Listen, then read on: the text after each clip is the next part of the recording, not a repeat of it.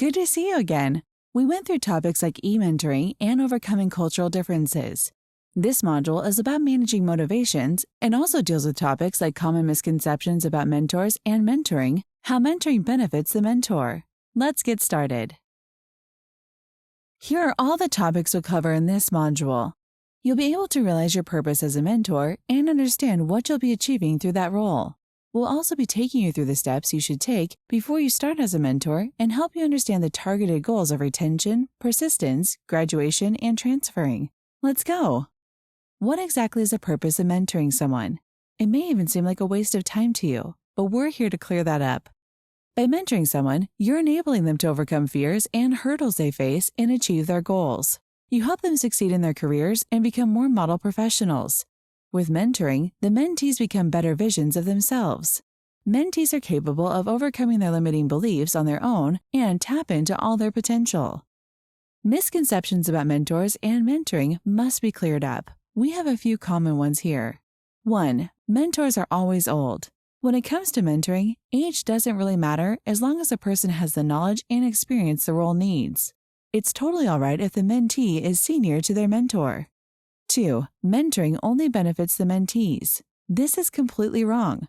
Mentoring someone helps the mentor become a better person as they go to all the lengths to make their mentees comfortable. We'll get to more of this in a bit. 3. Mentoring is only for the elites. A mentor doesn't always have to be a professional. People in our lives are pretty good mentors themselves, teaching valuable life lessons through their life story. Professional mentor programs are available at affordable rates. 4. Mentors and mentees have to be compatible. While compatibility helps, it's not necessary for the mentee to gain from the mentorship. What do you achieve as a mentor? This part might be the most interesting one. By being a mentor to someone, you can hone your leadership and communication skills so it helps you develop as a person. As you train mentees from diverse backgrounds, you gain new perspectives and get to know more about their cultures. It makes you more open to people from various nationalities. You also learn a lot from your mentees themselves. More on that later. Apart from all of this, watching your mentees grow into a better person, knowing that you help them in that process, gives you a lot of satisfaction. Remember when we said mentors can learn from the mentees? That model of behavior is called mutual mentoring. From the name, you can tell that the mentoring goes both ways. Mentor teaches mentee and vice versa. It's not easy to open up your mind and learn from whom you're supposed to be teaching. Once you manage to do this, you're unstoppable. Aside from all the knowledge you gain, this will help you open up to new perspectives and ideas. You're ready to learn from everyone, and that makes you a better person in so many ways. We've told you we'll take you through the steps you should take before starting as a mentor. Here you go.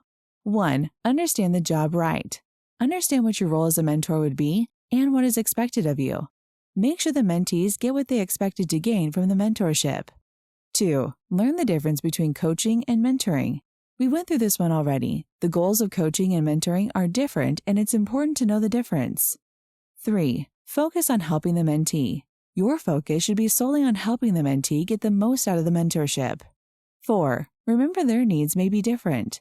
This is common in e-mentoring as we've seen before. You should keep in mind that everyone isn't from the same background, and they have needs and difficulties. Starting up a relationship with the mentee can be a bit hard for a few mentors. Here are a few tips to make that easy. Be open and direct with your mentee. Talking in riddles isn't recommended if you want to have a good relationship with your mentee. Talk to them about their mistakes, and not being harsh about it is a good example. Establish a safe zone with your mentees. Let them know that they're allowed to feel safe with you.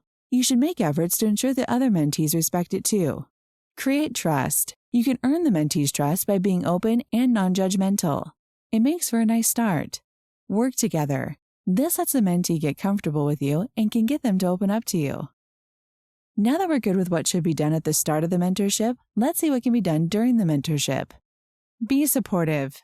Support the mentee in all their endeavors. If they're going through a rough patch in their life, let them know you're ready to help. Do not judge. Being judgmental could reverse all the progress you've had with your mentee, and you could accidentally break their trust. Provide suggestions. Give out your suggestions as an option, but don't impose them on the mentee. Do not dictate. Not everyone likes to be bossed around.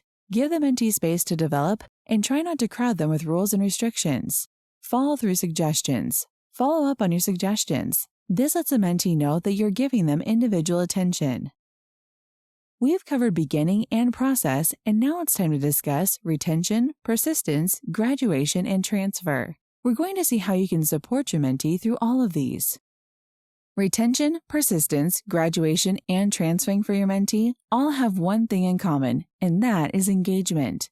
Having the ability to retain students in higher education requires the mentor and mentee continuously maintain engagement. Because of technology, you have the ability to text your mentee anytime to check on their well-being, as well as progress in the classroom regularly is a key to engagement. Ideally, because of the use of technology, you should send at least 2 to 3 text communications per week to your mentee. This engagement with your mentee will ultimately lead to a better relationship with your mentee, as well as the mentee being persistent in the classroom and at your institution. Having video and audio calls is considered a high level of engagement and should be conducted at least twice a week. These do not have to be long conversations, but conversations covering specific issues previously discussed or some last-minute issue your mentee needs assistance with. Research suggests that the more students engage with a campus representative, the more likely they are to graduate and/or transfer.